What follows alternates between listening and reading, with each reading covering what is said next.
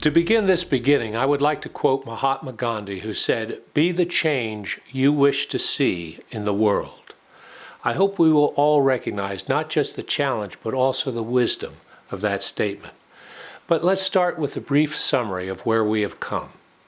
We started off realizing that if there are a lot of theories regarding morals and ethics, then the one individual capable of understanding how they personally relate to each one of us is not the philosopher of some bygone era, but each one of us individually.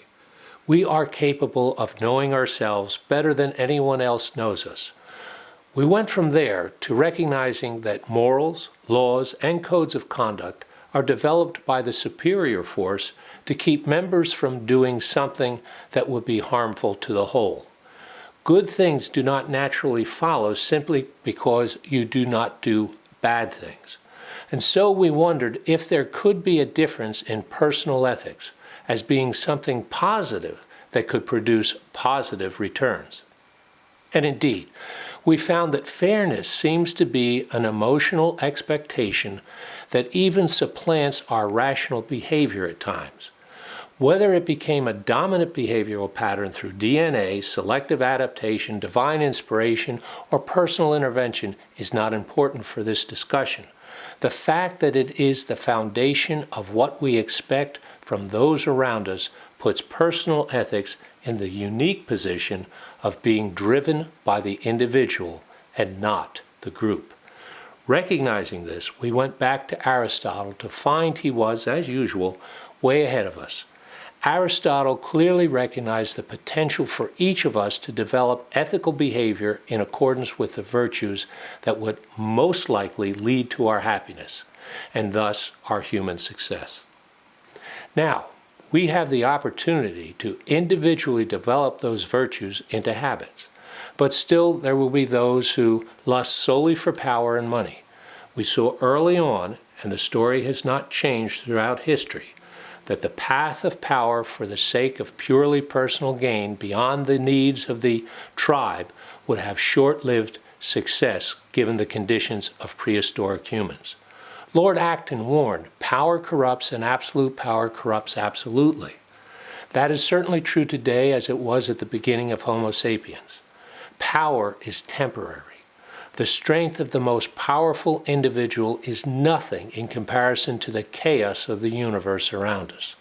The power of individuals who cannot work together will ultimately prove to be nothing.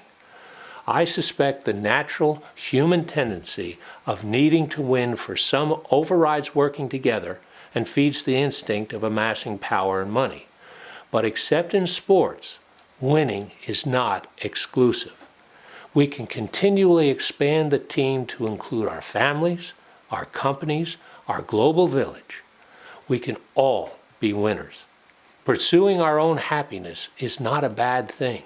America has been built upon the effort of millions of immigrants believing in that basic concept in the only land founded upon the principle that the pursuit of happiness is one of our unalienable rights.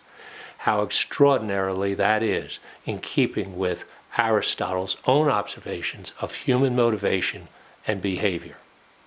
So, can pursuing one's own happiness lead to ethical conduct while still adding positively to the whole? The answer is yes. It is possible that people working in their own self-interest ultimately lead to good. It all depends on how well we have perfected each golden mean. And if we accept Aristotle's reasoning, the more we perfect our virtue, the happier we will be. In fact, I would like to highlight this principle.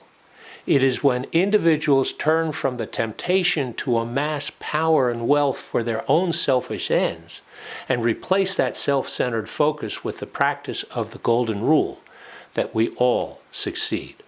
This is not to condemn the natural human desire to be rich or important. That still should be a vital motive for most of us because it pleases many of us. Happiness, as our greatest desire, is the underlying principle of Aristotle's virtues. But in the end, is there a fundamental underlying desire to belong to a whole that is greater than the sum of its parts? In perfecting ourselves to be contributing members of the group, we participate in the group's better return. We want to add to the symmetry of progress so we all enjoy the better life. To enjoy what we do, not because it makes us rich, but because it makes us happy. We have better business relationships, better family relationships, better community relationships. We know as anthropoids we are social animals. Amassing extraneous and unnecessary wealth and power is nowhere near as satisfying for most people as good relations. The respect of one's family, friends, and colleagues is far more important. As we achieve those things, we also achieve greater success, which is often linked to wealth and power, and most certainly to happiness. The final goal, therefore, of personal ethics is mutual trust. I do not have to be the best at everything. My golden mean virtues are not universal.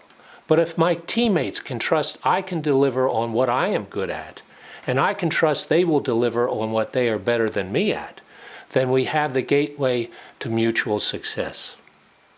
It is not morals, laws, or a code of conduct. It is all of us doing the best we can together for what is best for all of us. I would not want to finish, of course, without a reality check.